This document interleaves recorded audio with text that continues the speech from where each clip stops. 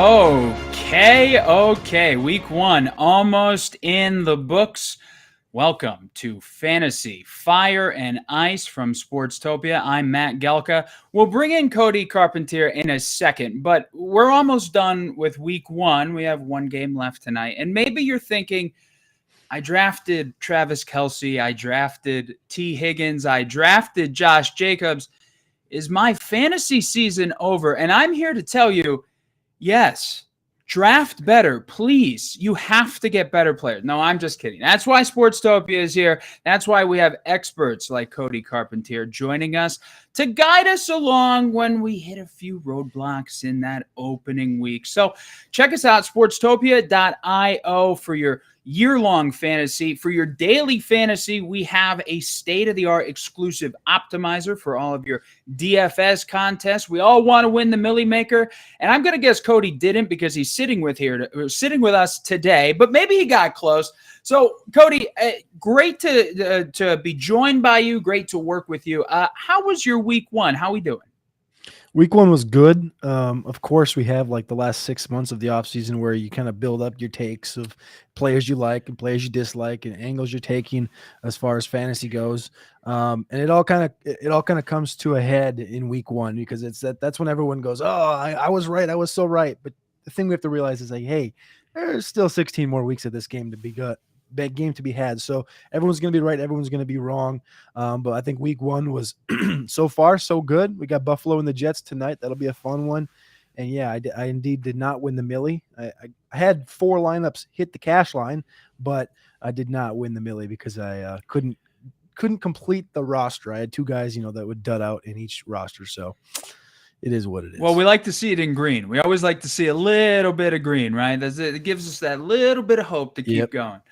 We're glad to see you had some winners. Look, let's just take a second. Obviously, today is September 11th, and we just want to acknowledge the importance of today, whether you remember where you were. Maybe you're too young, but you know the history, and we just want to honor those people who innocently and we're just going about their day, lost their lives, the first responders, and everybody who does protect us in this country, so we get to enjoy things like football, enjoy things like fantasy football. All right, Cody, we'll talk about that Millie Maker. I want to talk about the winning Millie Maker lineup. Let's just read some names here. QB, Tua Tagovailoa. Running back, Austin Eckler. Running back, Ken Walker. Wide receiver and Jerry Rice reincarnated, Brandon Ayuk. Calvin Ridley, Kendrick Bourne, Hayden Hurst, Tyreek Hill, and the Commanders' defense. Now, I imagine you might have had some of those guys, but when you look at that winning lineup, what jumps out to you? I got a couple of guys, one of them being Kendrick Bourne, but other than that, that looks like a pretty reasonable lineup of studs. What does anything jump out at you there? Yeah, I think first off, yes, Kendrick Bourne is that number one guy. The Commanders were a chalk defense going into the week against Arizona. Everybody knew that, and it came true. Tyreek Hill was a guy that I had 80% exposure to him across my lineups in this one, and I think the stack having him with Tua, that's where people really made their money, because if you look at the contrarian edge optimizer at Sportstopia, you can see Tua Tagovailoa had a .02 ownership, projected ownership going into the week, and him stacked with Tyreek Hill, you see he goes out for 466 passing yards, and Tyreek goes over 200 in this shootout game. That's what we were hoping for, right? Last year the game kind of let us down. This year we were like, all right, this is the shootout. It's coming to us right now.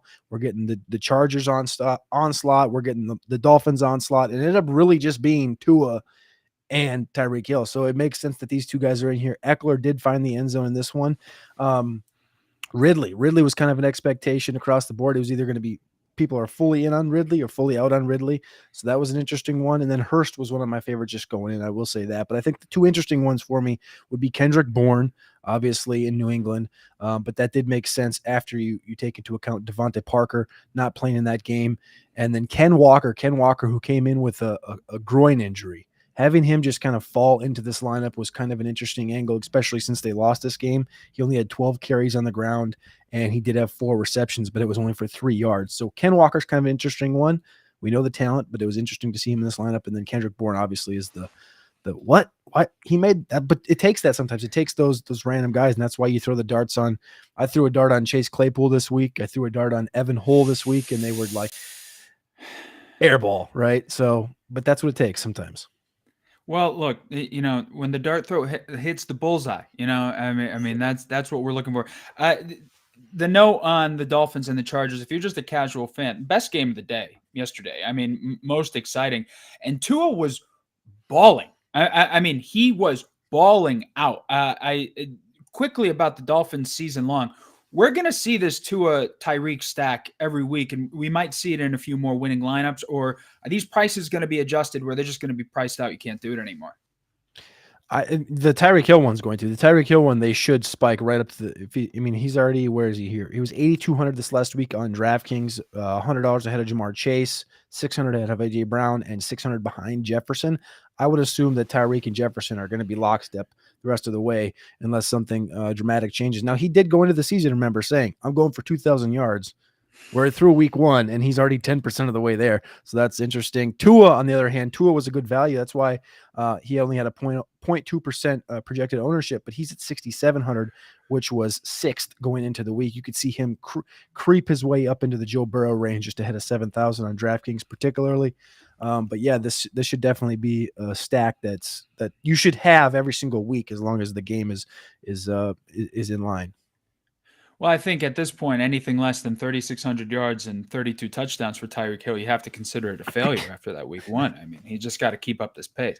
Well, look, let's go to some of the other picks, and we're gonna start our weekly segment here. It is a flake or a fire take from us at Sportstopia, and Cody, I'm going to say I will start it off and give you the honors of the fire take. Because in this Millie Maker lineup, you had, or the winner had one of your guys, and that was Hayden Hurst. You were talking him up. He was your guy. And look, he didn't light the world on fire, but 41 yards and a touchdown, and it looked like Carolina's best weapon, especially on that one drive where he did score. They just kept peppering him. What did you like so much about him, and do you like him going forward? I love Hayden Hurst going forward. I loved him coming in. The reason I loved him coming in is, quite frankly, I went to the Carolina Panthers training camp for 2 days, part of my training camp tour, and just seeing the focal point that he had in this offense where even before the DJ Chark injury, they didn't really have a true number one. Chark can do a couple of specific things. The rookie Jonathan Mingo is a good slant route runner, a good deep crosser. Terrace Marshall's just a deep crosser guy at best. Adam Thielen's kind of a dump off guy, underneath slants, things like this. Hayden Hurst, though, when they talked about this receiving room as a whole, so wide receivers and tight ends, it was like, that's our guy. That's the guy. And everyone on the surface would say, well, Hayden Hurst, nobody drafted him in fantasy, really. I bet you he was only drafted in maybe under 10% of overall fantasy football leagues. I was continually telling people, draft Hayden Hurst, draft Hayden. Like, that guy, why would you draft him? You can get him for free. And I was like, he's going to lead the Carolina Panthers in targets this year and probably receptions. Like I don't think that's even a hot take. I thought it was a guarantee because of just seeing the talent that is in Carolina and understanding that as a rookie, Bryce Young's going to want to keep that ball within 10 yards of the line of scrimmage. A lot of Miles Sanders, a lot of Hayden Hurst. Both things came to fruition in week one against the Atlanta Falcons. Do I think that maybe as the season goes along, we do get a little bit more Mingo? Maybe. Does DJ Chark get healthy and he gets a little bit in there? Maybe. But again, you're talking about 7 targets in week one for Hayden Hurst, which tied for 4th at the tight end position in the NFL, just a couple behind Ertz, TJ Hawkinson, Logan Thomas. I think it's just going to be a consistent bang, bang, bang. And if, we were talking about Tyreek Hill, if you extrapolate his week one, which was 200 yards, right? If you extrapolate that, that's just a wild number. But if you extrapolate what Hayden Hurst did, which is a very basic 5 receptions, 40 yards, and a touchdown, very basic, right? But if you extrapolate that over the season, he's the tight end 2 in fantasy from last year by a whopping 50 points. Now, I understand having a touchdown every single game is not realistic. If you cut that in half, he's still the tight end 3 in 2022 if he ends up with 8 touchdowns. So I think just overall at the tight end position, he was an insane value coming in. Long-winded answer, Hayden Hurst is going to continue to be the target leader in Carolina the rest of the way. Now, is that a belief in Bryce Young as a quarterback or sort of an indictment, or is it just, this rookie is not surrounded by a lot of guys he can go to. He has to go to the security blanket. That's more so what it is that this offensive line, is not on par with that of the better offensive lines in the NFL. They're a bottom 15 offensive line, and Bryce Young, we already know he's undersized, and he's going to have to get the ball out quick. One of the better guys I've seen so far this week, I've made it through half the games rewatching them, is obviously Trevor Lawrence. Trevor Lawrence he knows what he needs to do. He knows 2-3 steps back, hit the target right away. And Bryce Young, like, that's kind of what you need to do as a rookie. CJ Stroud kind of struggled with that week 1 against Baltimore. Bryce Young, though, like, he knows what he needs to do. He knows he's got Sanders out there, who's a good receiving back. He knows he's got Hurst, and he knows he's got Thielen. And those are his security blankets. And that's how you just slowly build confidence in the offense, slowly build going downfield. They lost this game against Atlanta. I think they should have won it. But I think in totality, like, that's what it is just the belief and the trust in Hayden Hurst that's really going to allow him to continue to do that. Well, you nailed that pick on Hayden Hurst. I think you're right. I don't think anybody drafted him. So good on you there. But look, we're in the picks business sometimes, and you can't win them all, can you? You had another pick, and I'm not going to say it was completely bad, but it was a Dolphin, and there were some chances, and you were one of the only people I heard talking about him, but it just didn't come all together for Durham Smythe. Let's take a listen to what you said last week. Everybody knows it's Tyreek and Waddle, but like, those guys can't split, 50% target share each. That's impossible, right? So who's the third guy? The only tight end they use in the passing game is Durham Smythe. So I think Durham Smythe is a low key guy in Miami. All right, he was a low key guy. Okay, so let's talk about the stats and look. Stats don't lie unless they do. So 44 yards, 7 targets was second only behind Tyreek Hill. So I don't want to say this was a complete whiff. There were opportunities, but what did you see from him? And do you think he's a guy who can be a bigger part of that offense this season? I don't think it was a whiff, because I think in general, I'm looking here just at DFS in general. I don't have Smythe at all in fantasy weekly lineups or anything like this, but going into week 1, really everything I had heard coming out of Miami camp was like, these other guys don't matter. The Berrioses of the world, the River Craycrafts, they're not really going to do anything in the receiving game. Now they did. They both had 5 targets and 3 receptions. And out of the backfield, Mostert had 2 receptions. Selvin Ahmed had 3 targets. But like I said in that video, like, Durham Smythe is going to get some work, because you can't throw the ball to Tyreek Hill and to Jalen Waddle 30 times in a game. Now, they threw it towards him 20 times, which was literally 50% of the throws. But I think the price you paid for Durham Smythe, which was he was almost min, he was 2,800 in DFS, and he returned 7.7 whopping points for you, was not the best. It's a middling thing. Like you said, it's not a complete whiff, but it's very middling, because the targets were there.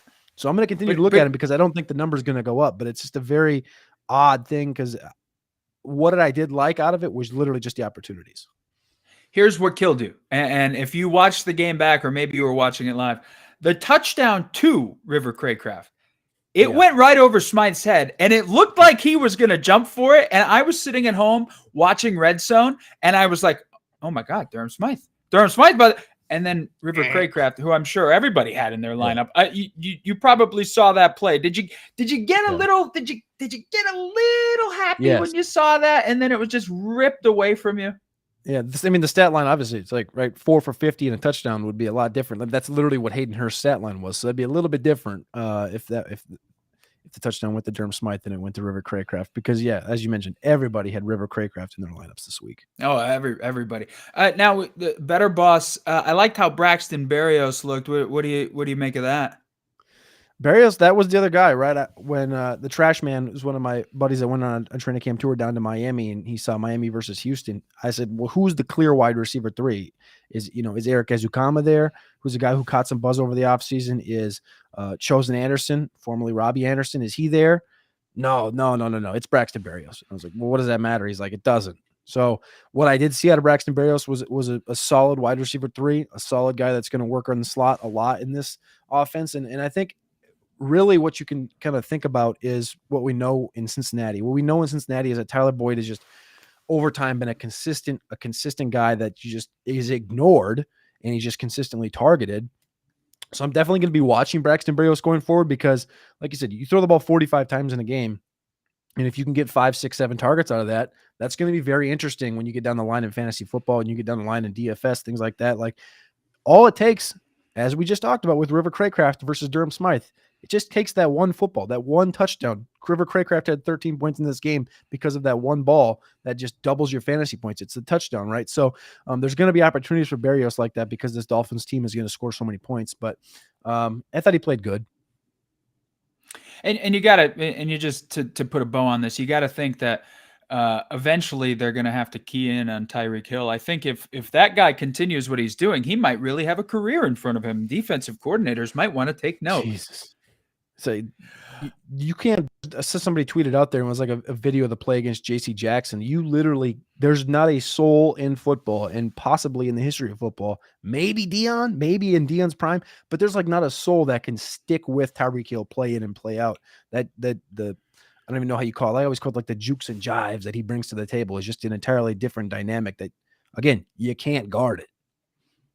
I picture when he's running, he's entering another dimension, like when the Millennium Falcon would go into hyperspace. Like that must be what it's like. And while I'm running, it's like an hourglass, sand just going through. All right, so I want to talk about another guy in the Millie Maker, Calvin Ridley. You talked about it a little bit when we were running down that lineup. There were guys who were on him. There were guys who were not. And I will say one of our fellows over at Sportstopia, Monotone Bets, he went out on a little bit of a limb on Calvin Ridley last week. Take a listen to what he had to say. Everyone running out of the gates week one to bet Calvin Ridley 60 receiving yards, 62 now, 63, whatever. I understand the appeal. My general opinion is I think Calvin Ridley actually does have a pretty solid season by the end of the year. I think actually a very good season. If you drafted him, I think you'll be happy. I think that's because the Jags will be worse than everyone expects. I think the Jaguars are kind of a fake giant. I think everyone is expecting them to take that superstar leap, when in reality, the strength of their team is the skill position players. Look what happened on the offensive line with injuries. Look at that defensive line. This is not going to be a very strong defensive team. I'm a little bit worried about the offensive line now. I think Calvin Ridley will have a solid season because I think the Jaguars will be behind a little bit more than people are expecting. But for me, week one, after not seeing the guy play in over a year, I'm not going to be running to the gate. I'll just sit back here and watch. And hey, it may make me look dumb when he has 100 receiving yards and he looks like that same guy. But like one training camp video of him running a route feels like it just propulted this guy to be in a top draft pick, which I'm not a part of right now. Oh, Monotone. He hit that one right on the best part about that is that he might look dumb when he has 100 receiving yards and looks like the same guy. Well, he had 101 yards and a touchdown and did really look like the guy we saw in Atlanta. I just want to say it's good to see a guy like Calvin Ridley finally betting on himself.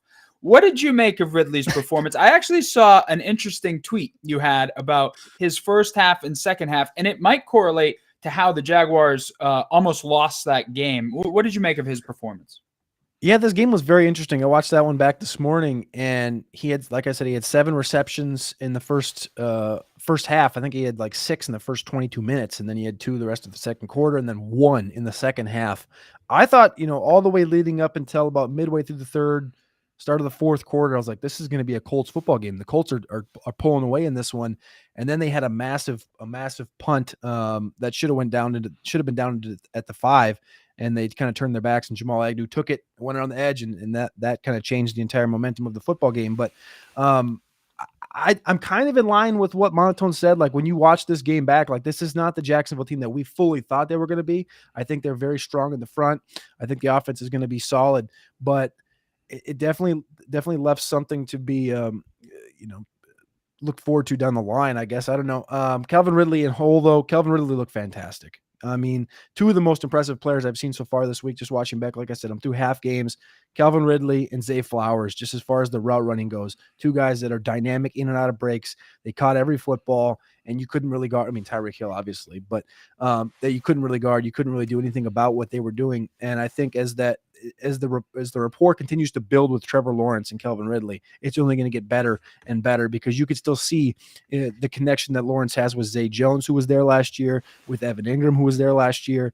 And really in this receiving room, who did it really hurt? It hurt Christian Kirk, who only had 3 targets and 1 reception in this game. So I think Calvin Ridley, he said he had a chip on his shoulder. We saw how pent up and just how much aggression he had coming through training camp. Everything was for a purpose. Every route we saw on Twitter was, for a purpose. There was no reps taken off. And I think that only proves that Calvin Ridley wants to come back. He wants to, like you said, bet on himself. And I think the second round, when I started to see him go midway to the second round, I think I saw him go 204, 205 a couple times in some high stakes drafts. That was like the edge for me on Calvin Ridley. I was all in the 3rd and 4th round in fantasy drafts, but once it started to get up into that second round, then I was in line with kind of what Monotone was talking about. I think Calvin Ridley's going to be just fine though.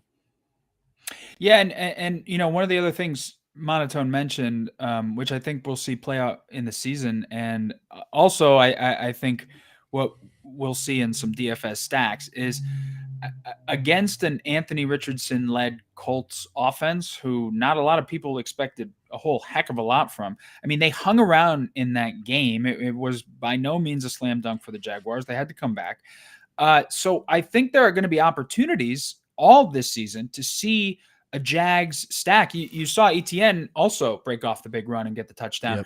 Yep. Now look, we'll see what that Tank Bigsby fumble does to his split times with those carries. But I mean, that offense looks like a stack to target going forward. Do you feel the same?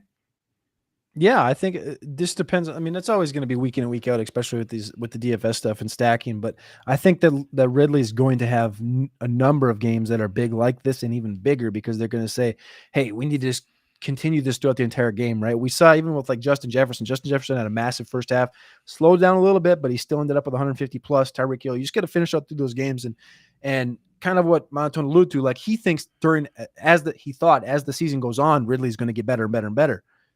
He's still going to get better and better and better, but because this was the first game. So you look back, I know it was a couple of years ago, but 2020, his 26-year-old season in Atlanta, later on, like his first game of the year was 9 for 130, 2 touchdowns, 7 for 109, 2 touchdowns. And as the season went on, you saw the 10 for 163 and a touchdown on 14 targets. Like you're going to get those games. You're going to get the 12s and the 14 target games from Calvin Ridley. It's going to come.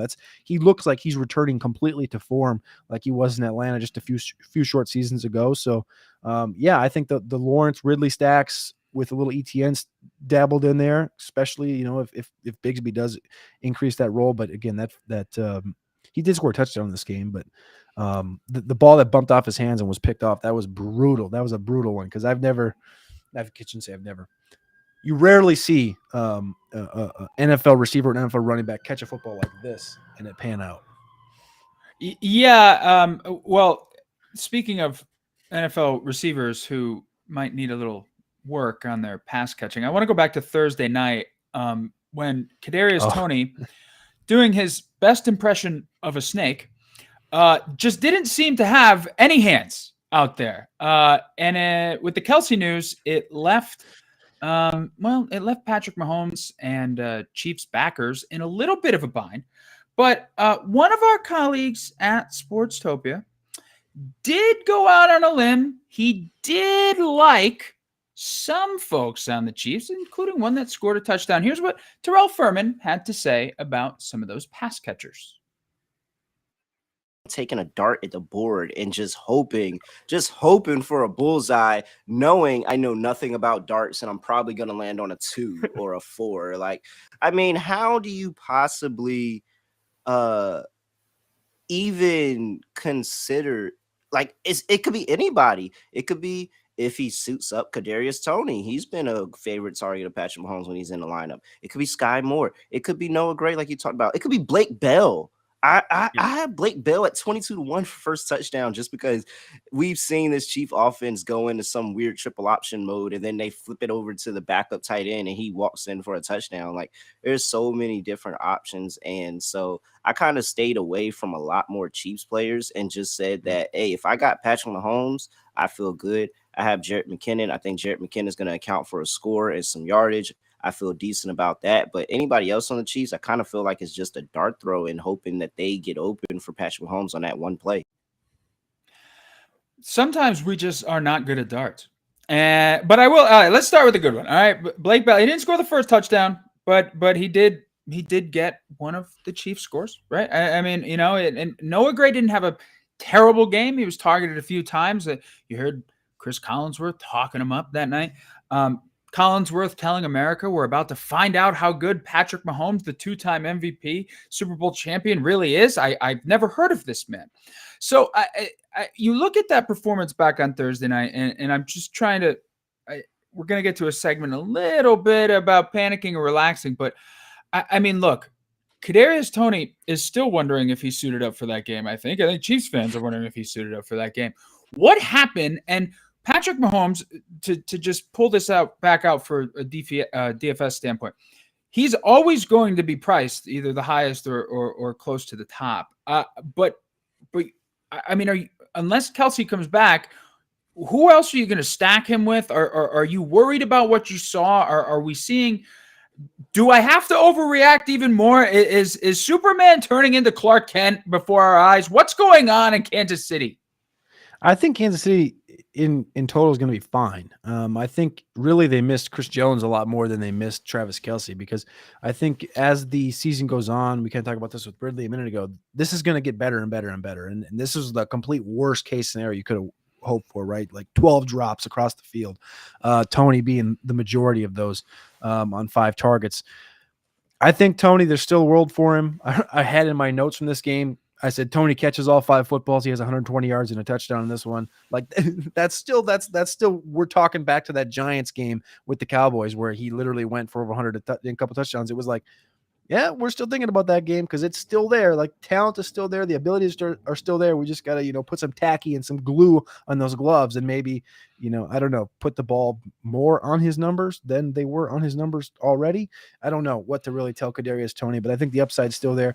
Now, if you are looking for, I guess, somebody in this offense, Rashee Rice coming in as a rookie and drawing the opportunities that he did and catching the footballs that he did, 5 targets, 3 receptions, and a touchdown. We remember last year how long it took Sky Moore, right? Sky Moore didn't really do much at all until week 13, 14 against the Rams and Chargers, I think is when he had his first 5 target games. And they explained it as this offense is like taking on a fire hose of information. And that's kind of what they backed up by Sky Moore didn't do anything last year. And now we see Rashee Rice come in week 1 and do that. And that really makes me think that maybe Rashee Rice is just a little bit better in the books, a little bit better at understanding the concepts and things like this. That gives me some hope. I still like Sky Moore. Sky Moore also didn't have a good game. I still think they're going to try and draw things up for him. No, he did not. Yeah, it's awesome to look at the bottom of the board, and it's like 5 targets, Kadarius Toney, 3 targets, Sky Moore, 1 reception, 1 yard combined. Awesome, thanks. Good to hear. But I think Throw in Jerick McKinnon in there, you almost have 3 receptions, almost. Right. But I think that's what it is, though. I think you got to look at Rashee if you're thinking about upside, because everybody knows Justin Watson and Marquez Valdez-Scantling are just kind of the professionals in the room. They're just kind of the guys that are going to be there. They're going to run the right routes, and if Mahomes needs them, they're going to be there. But there's no upside in either of those guys in owning them in fantasy or playing them in DFS. Sometimes Valdez-Scantling, but it really would take something because he's more of a stretch guy than anything, and I just don't see them using him completely in that role anymore. So yeah, I think to answer your question, it would be Rashee Rice if you're going to look to stack anybody outside of Kelce. But in reality, I don't want anybody. I don't really want to use anybody. I think Patrick Mahomes will be okay as a one-off throughout the season for the people that already have him. You know what? I love what you said there. You said it was the absolute worst case scenario for the Chiefs, losing by 1 point, and everybody's saying that the sky is falling. The world is burning for Kansas City right now. But I agree. I'm not one to bet against Mahomes or Andy Reid for that matter. I think they'll figure it out. But I will say, and I think it needs to play out, I'm not sure I loved what the offense looked like without Bieniemy and under Matt Nagy. I don't. But look, they didn't have Kelce. I think that could open up a lot of things.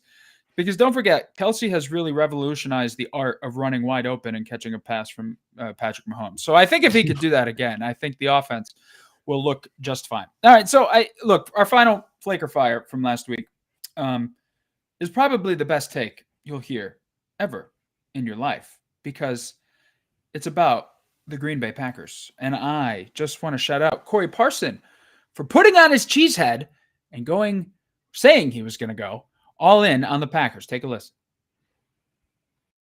Play Jordan Love. I want to play Jordan Love this week. I think the scoring is coming in that Packers-Bears game. That's where I think the scoring is going to be at. I see Aaron Jones popping up in these lineups. Looks like a genius today. And listen, I think it's fair to say that Green Bay now has their third Hall of Fame quarterback in a row, right? I mean, that's the only conclusion we can draw from Jordan Love's performance yesterday. 245 yards, 3 touchdowns against the rival in Chicago. They were getting booed off the field. Did you like what you saw from that Packers offense? And look, I'm being half kidding. I am a Green Bay homer, but we'll get to the pass catchers in a second, but we'll start with Jordan Love. Jordan Love looked good. Yeah, Jordan Love looked good. Still was only a 55% completion percentage rate, which you'd like to see a little bit better. Aaron Jones is Aaron Jones, though. Aaron Jones is the dude. We talked about him on that show on Friday as well, and I think that's a guy like was he in that Millie Maker lineup? I want to say he was at running back. Or was it somebody else? It was Eckler. I was surprised. I was surprised he wasn't. I feel like, he could have taken the spot. I mean, his second half, well, really his third quarter performance would have won you, I'm sure, any number of cash games. But he was not in the Millie Maker lineup. Yeah, so I think just in reality, like, he's the best talent on this offense, right? So, and I don't think that's really close. He's the veteran of the group. The guy that I'm disappointed really in is AJ Dillon. Like, a guy that we kind of had hopes for a couple years ago, and it's just like, what are we doing? 13 carries for 19 yards. You literally are averaging a yard and a half a carry. Like, it's just putrid out there. And I think that and I guess really what that is they have to use him because he's a 250-pound bull rush running back, or between the tackles grinder running back. But it kind of tells you, hey, so it wasn't BS that they went out and reached out for Jonathan Taylor, was it? It wasn't BS. They actually think they need that dynamic interior rusher, and they don't really completely maybe trust and believe in AJ Dillon as being the guy that can take another step up. And then you see Patrick Taylor, another 220-pound back from Memphis that really hasn't done anything the last couple of years, 5 for 22. I think in total, this offense can only continue to grow. They had a good game. I think a couple of opportunities that, the interception for Quay Walker. I think a couple other things in this game that just normally maybe don't go your direction. So 38-20, I feel like, is a little bit of a gap, but the Bears also played horrible in this game. Not anything anybody expected out of the Chicago Bears. When talking about the NFC North, it was like, yeah, we like the Lions, pretty clear cut, and we think the Bears could maybe overtake the Packers and Vikings. I don't think so. Not anytime soon right now.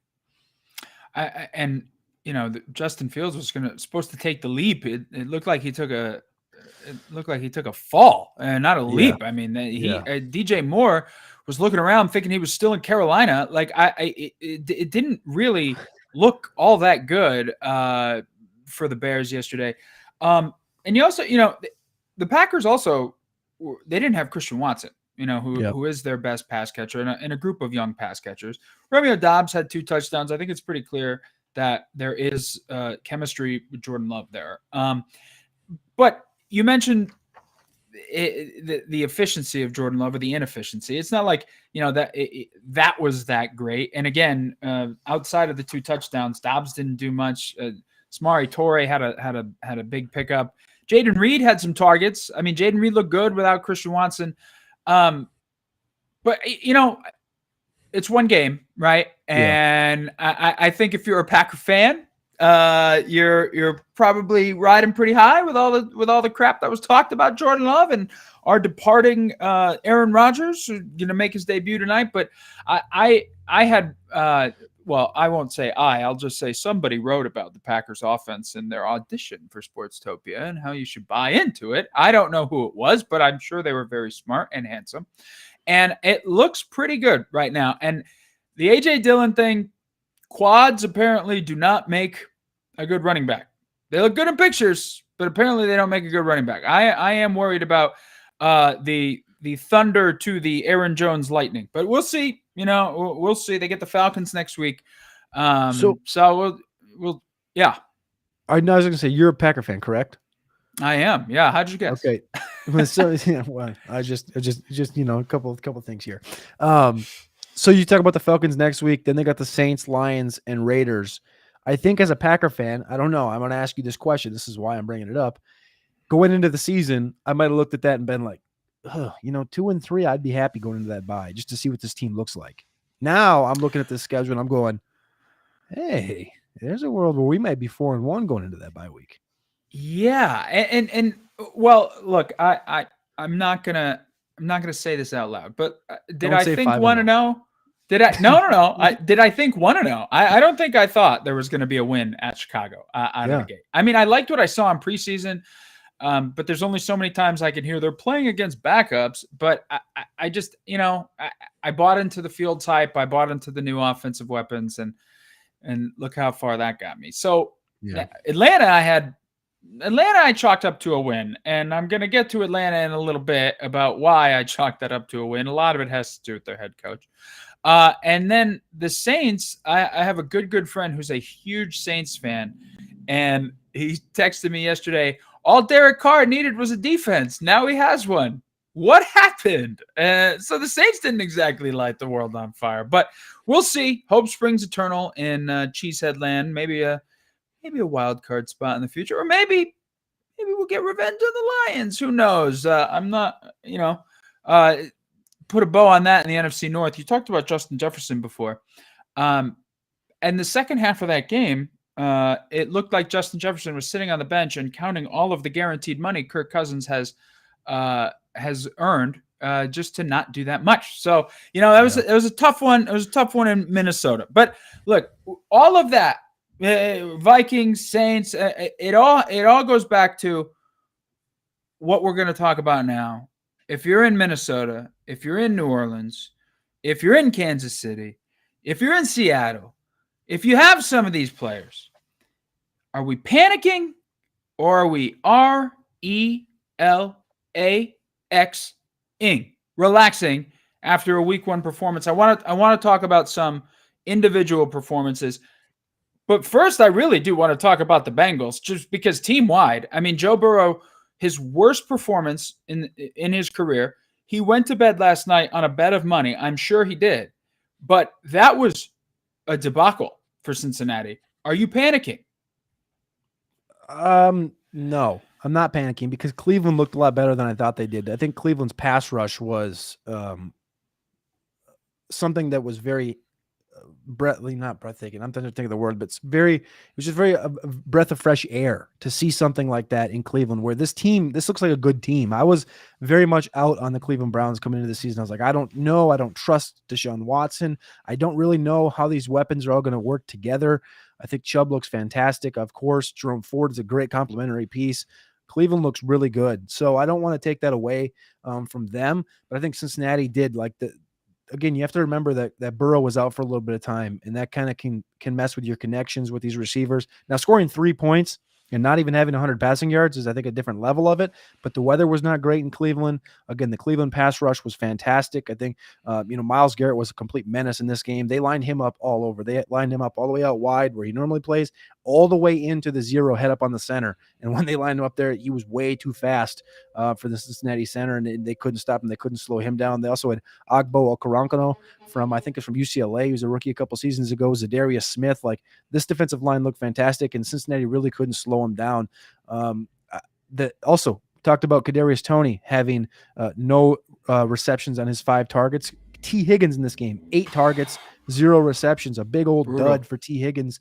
But watching it back, I think only 2 of those 8 targets were catchable for T. Higgins. So a lot of that, I think, falls on Joe Burrow. A couple of them were very, very greatly defended by Grant Delpit and by Denzel Ward. Denzel Ward, of course, we know is a great cornerback. He just can't stay healthy consistently in the league. Joe Mixon looks really good, but I think really what's going to be the root of it is this interior of this offensive line is if they can't block to protect Joe Burrow and keep him upright and allow him to get the ball downfield. It's going to be a long season for him because I like what this defensive, like the Cincinnati defensive line looks good. I like the weapons, of course. Joe Mixon looks good, and Burrow just, I don't know. I don't know if it was just a timing thing. I don't know if the rain had something to do with it. I think they're going to be fine. I'm not panicking. It's time to relax. Yeah, I'd say we got to relax in Cincinnati for now, right? I mean, for now. Now, I mean, Burrow's used to getting sacked. That's the problem in Cincinnati. And if yesterday was a preview of this season, Joe Burrow, I mean, look, money's great, but like if you go to bed every Sunday and you can't move the next day, I mean, like you got to look around and be like, hey guys, we're trying to win football games here. So I want to see how that plays out going forward. I would relax though. Yes, the weather was bad. Cleveland had the same weather to play in though. And I mean, they just looked worlds better. I also am not a big, I know when you miss training camp, the timing can be off and this and that. I don't put, okay, week 1, we'll get up to game speed and there's 16 games left. But I don't think that was the problem. I think there were other factors at play and most of it had to do with the offensive line. All right, well, we'll move on. We'll move on to a team we talked about a little bit earlier and why I don't have a lot of belief in them. Let's go to the A. Let's go to Atlanta. Okay, and I think you saw interesting performance, and I say interesting because I'm sure you or someone you know is very high on Bijan Robinson, and for a good reason, right? I mean, you see the tape, you see what he did in college. He's highly touted first-round pick. He got his touchdown, and it's not like he didn't put up yards, but Tyler Algier got 2 touchdowns and some of the goal line work. Over the other parts of the offense, Drake London had less catches than Desmond Ridder. After the game, here's a quote from head coach Arthur Smith. Okay. He said, "Let the fantasy guys worry about that." Well, I am worrying about that. I am. We've got to clean some things up. We don't care. Drake London doesn't care. All we care about is 1-0. Now, that's great, coach speak. But I know they don't pay me to coach the games, but I do know that if you use your best players, it's probably going to help you be more successful. So when you look at the Atlanta game yesterday and you look at how they used their offense or didn't, are you confident in any of your Atlanta stock? I am. It's really weird because I was watching this and I was like, why? And I just kept asking myself, why did they enter the season with Desmond Ridder at quarterback? Why? Like, if they knew that their goal is to run the ball and control the game and control the clock, why did you enter the season with Desmond Ridder? Why didn't you go trade for Lamar Jackson? Why didn't you draft Anthony Richardson? Why didn't you go get somebody else that fits this offense better and is not 208 pounds and is very inaccurate in the passing game and can't get the ball to these weapons when you need him to? Because you talk about Algier and Bijan Robinson. Bijan Robinson was 7th in fantasy points yesterday, total 20 fantasy points. Algier was 4th, had 24. This duo, this is the Mark Ingram, the Alvin Kamara. This is a couple years ago when you watched Mark Ingram just be that bull, that burst and just a tenacity that's different with a chip on his shoulder. That's the Algier. That's the Mark Ingram. And then the super talent was the Kamara and is now the Bijan, who had 6 targets and 6 receptions in this game with a touchdown where he broke 3 tackles inside the 5-yard line. Bijan looked fantastic. But the thing is, and I said it multiple times, even though I didn't draft him this offseason, which drives me absolutely bonkers, is that I was like, this guy had 1,000 yards last year. He was a 4th-round pick. He had 1,000 yards. He's going to be something. Like, we can't just bet on Bijan just being the running back 1 in fantasy football. That you can't do that. And then Hope is not a strategy. Hope is not a strategy. and didn't draft Tyler Algier. So I think this is exactly what they want to do. They want to run the ball. They want to control the clock. Again, they had 25 carries yesterday between Algier and Robinson, had 130 yards on the ground, 2 rushing touchdowns. They targeted these guys combined 9 times out of 18 pass attempts. So 50% of the passing game goes to them and 100% of the rushing game goes to Algier and Bijan. That's the offense. And then you have a couple dump offs to Kyle Pitts that end up working, and then you throw the ball to a guy named Mac Hollins, who's been on 6 different football teams in the last couple of years, and you don't throw the ball to your other first-round pick, Drake London. So it's a very interesting dynamic. And again, I just asked myself, why did you enter the season with Desmond Ridder at quarterback? I love the comparison to the Kamara Ingram Saints. It also reminds me of some of those old Bronco Shanahan teams where you just throw whoever back there and, they're just going to run zone. They're going to block zone and that's the way it's going to be. And they're going to get 1,000 yards. I think, but I agree. Like, is that it might be great for fantasy, and it is. Is it great for real football? I don't know. If you become that one-dimensional, I don't know. It's too tough. And then I get worried too. Like, if they really run into a buzzsaw and cannot, control the game, then the value for some of these guys, gets even worse. So Arthur Smith has a history of saying, oh, that's for the fantasy guys and that's for fantasy stats. Then why draft them, Artie? Why draft them? Why have them? Get just the guys out there but like I don't know. We'll see how it plays out. I am low on Atlanta. I am not low on these players. The talent is there. I think Algier's we're gonna see him in some lineups throughout the season, and I think he might win you some games or your cash games. I think that'll be good. All right, let's go. We'll go quickly before we get to Monday night. The last team I want to talk about, the Baltimore Ravens. We picked on Monotone a little bit about nailing Calvin Ridley's stat line and being out of it, but he did nail J.K. Dobbins' touchdown. Dobbins scored, promptly tore his Achilles, which is heartbreaking to see. A guy who can't stay healthy, can't stay on the field. So he scores, and now you look at Baltimore's performance. They won. It wasn't that close in the end, but what about the pass catchers? I get OBJ is a big name. Bateman was out there. You mentioned Zay. Zay looked the best out of all of them. Lamar is, your rushing quarterback who's supposed to run the ball into the end zone. Are you worried about Baltimore's offense? And what happens to the running game now? I'm not worried about the Baltimore offense because what do we know about Gus Edwards? We know he can rush for 4 yards per carry consistently over and over and over and over again. So I think that dynamic is still going to be there where you're going to get a consistent between the tackles grinder. Now, the weird thing is that you don't have a dynamic guy like a J.K. Dobbins when he's healthy. Like you saw him getting worked out of the backfield. You saw him work on third down just as much. He had 3 snaps on third down. I saw Justice Hill had 6. Gus had 1. So like they were using Dobbins in that role. Now you're going to see it more focused, like Justice Hill's going to be in that role. Gus Edwards is going to be between the tackles grinders. And that is if they don't bring in a Kareem Hunt or Leonard Fournette. I think in total, this offense is built to have a guy like Gus Edwards. It's built to have a guy like Justice Hill. They like Justice Hill a lot. They liked him last year. You talk about the receiving game. It's pretty clearly Zay Flowers. Like Zay has the burst. Zay has the speed. Zay has the route running. Zay has the connection with Lamar already, which has been a tough thing for these receivers to get, right? Catching 9 out of 10 footballs from Lamar Jackson. Like people are like, oh, Zay had a good game. It's like, well, no, Zay caught 90% of the footballs that Lamar Jackson threw to him, which when you actually take a step back and you think about that, it's not normal. So I love everything I saw from Zay. I loved him coming in. Odell Beckham flashed towards the end of this game. He got his legs under him, got his sea legs. He Willie Mays the football to go 18, 20 yards downfield, looked good. Rashad Bateman, I think, is just going to sit in here as that third guy.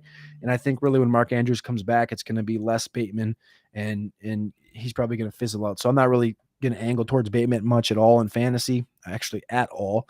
But I think Zay is pretty clear cut the best receiver in this room, and it's not really close. And OBJ doesn't even have any ACLs, and he's out there doing those things. You mentioned Mark Andrews. Maybe you rushed out to pick up Isaiah Likely. Maybe Isaiah Likely was likely in some Millie Maker lineups because you're like, oh wow, we've seen what this guy can do.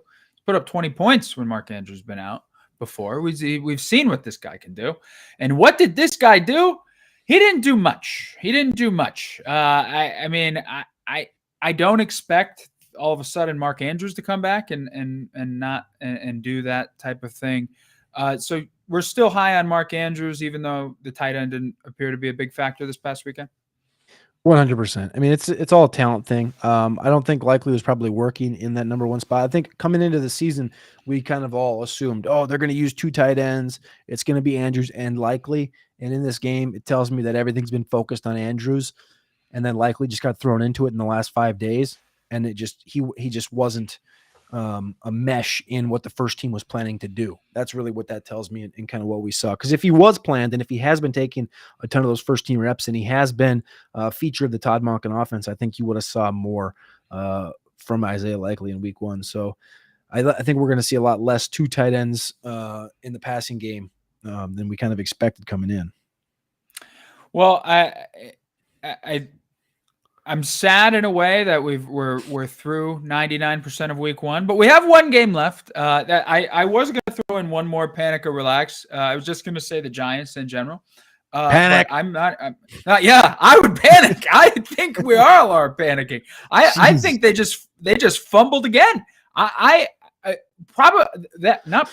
was the worst primetime game I think I've ever seen, and by far, it had to be the worst primetime game to open a season. I mean, that was pathetic. That was pathetic. And I mean, Daniel Jones on a lot of preseason rankings was, if he wasn't in the top 10 because of his rushing upside, he was a top 12 QB. And probably a lot of people have him in a super flex league. And I don't know. I don't know. I don't know who. Waller didn't impress. Saquon did his best, but like I don't know. So we don't have to belabor the point on the Giants, but I would panic. All right, one game left for week 1: Buffalo and the New York Jets. Only one of those teams plays in New York. That's a fun fact. So we'll preview that Monday Night Football game. What do we like tonight? I hear there's a new quarterback in Green. So what are we thinking tonight? Anybody you're looking to see how targeting? Any below the radar guys? What are we eyeing? I just want to see how this Buffalo. I want to see how this Jets offense is going to unfold. At the running back position, we got news over the weekend that Dalvin was going to be the feature. Coming in, I thought we were going to see like a 30% Michael Carter. I think we're going to see a 25% Breece Hall and maybe like a 35% Dalvin Cook. It looks now like it's going to be more of like a 55% Dalvin Cook feature, a little less Breece Hall, and then a lot of Michael Carter. And people keep forgetting about Michael Carter though. Like they love young MC. He's a very good pass catching back, a good third down guy. It's going to be annoying for the Dalvin Cook and the Breece Hall owners, I think, in this one and over the course of the season, just in general, until they have 100% we know Dalvin's healthy, or 100% we know Breece is healthy, and then they can be a feature for a game or something. That's going to be something I'm going to be keeping my eye on. The receiving room, we kind of already know, right? It's Garrett Wilson and then everybody else. Mecole Hardman, when I saw the Jets at training camp, didn't catch a single football through that entire practice. Allen Lazard, however, when they were doing the red zone work, caught 3 out of 6 footballs from Aaron Rodgers, 3 touchdowns and 6 opportunities. That's what that is right there, 50% for those counting at home. So I think that's a sneaky one. If you are placing any bets tonight, I would potentially look at that Allen Lazard anytime touchdown. And then the other room I want to look at is the tight end room. It's Tyler Conklin, it's CJ Uzama, and Jeremy Ruckert. And I think the guy that leads this room in targets tonight is CJ Uzama. I think he looks fantastic. He's big. He looks like he's 6'8" out there, 260 pounds. He looks like that Mercedes Lewis type that Rodgers likes to target down there in those important situations.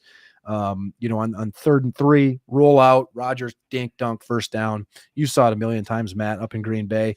And I think that's kind of what I'm expecting out of this offense. I think Buffalo does come out and win this one, but I think I just want to see really how this Jets offense unfolds. Yeah, look, I'll start at the quarterback because, again, I'm not going to say I've seen every snap of his career, but I've seen a lot of them. Here's what we know about Aaron. If he's familiar with you, if you have a rapport with him, you're going to get some passes thrown your way. And I think that helps Lazard. I love that kind of sneaky, maybe an anytime touchdown prop. I know we're not exactly doing props, but I would take a look at that.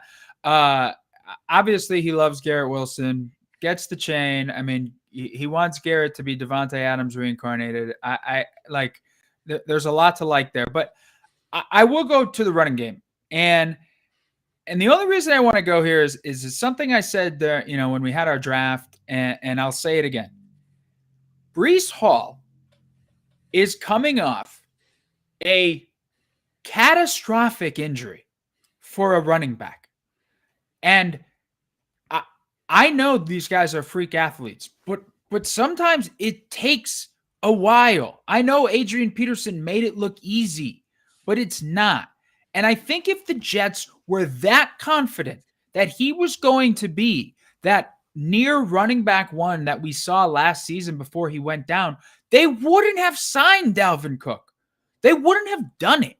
So I'm not going to feature Breece Hall until I see it with my own eyes. I'm not going to play him. I'm not going to put him in a lineup. I'm just not going to do it. I have more confidence.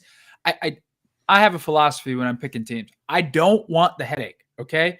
Yeah, picking a team is a little bit of a gamble. You got to take a risk. You want to win. But I don't want the headache. And to me right now, figuring out what kind of role Breece Hall will have is a headache, especially for week one if you're entering any contest tonight. I'm going to leave him out.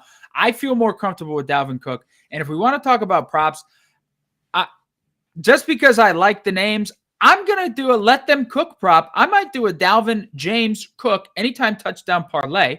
I would like, I would just like to see it. Okay. And sometimes that's all I need. That's all I need. But the last stat,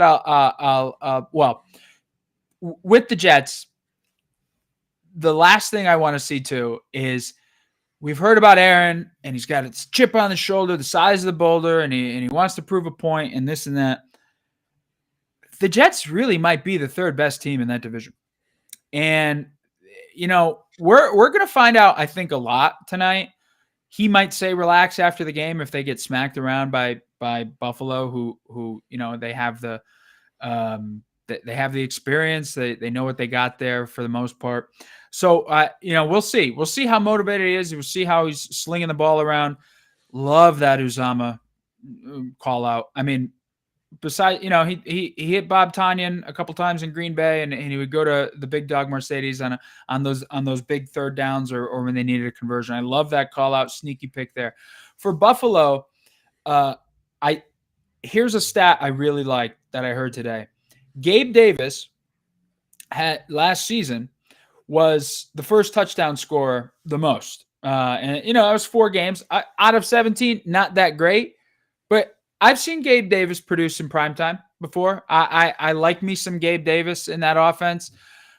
We'll see, though. Are they going to hit a wall? I don't personally believe it. I think Josh Allen is going to be Josh Allen. So it'll be an interesting matchup, but my main target is Cook and Cook. That's who I like tonight. Any final thoughts on that game? You have a prediction? Are you going to pick? I think you mentioned you think Buffalo wins the game. I'm going to go 26-24 Buffalo, but I know that's where I'm going. I'm just going to leave it at that. 26-24 for the Bills. All right. Well, I think it'll be exciting. Again, it's always a bittersweet moment going into Monday Night Football because there's still only one game left and then 2 more days until more football. So it's sad, but it should be an exciting matchup. I think that's going to do it for week one. What a week one it was in a lot of ways, maybe mostly frustrating, but also, some good players out there. I look forward to kind of recapping these performances every week. We'll see how it shakes out. And if you're planning on playing in tonight's and putting any contests out there tonight for any of your cash games, your DFS, maybe the Monday Night Millie Maker, check out sportstopia.io. Check out the Optimizer. We're running a deal right now. You can try it out for 7 days for $1. We have the contrarian picks, those under the radar picks. You can't pick the guy that everyone has. You have to have that Kendrick Bourne in your lineup if you want to be rich like Cody Carpentier. But I encourage you to go check out the Optimizer, get you some cash in your pocket. Hopefully it makes you some money. Cody, great hearing from you. Great working with you. I look forward to it this season. Thank you, Matt. Appreciate you. All right, guys. We'll see you after week 2.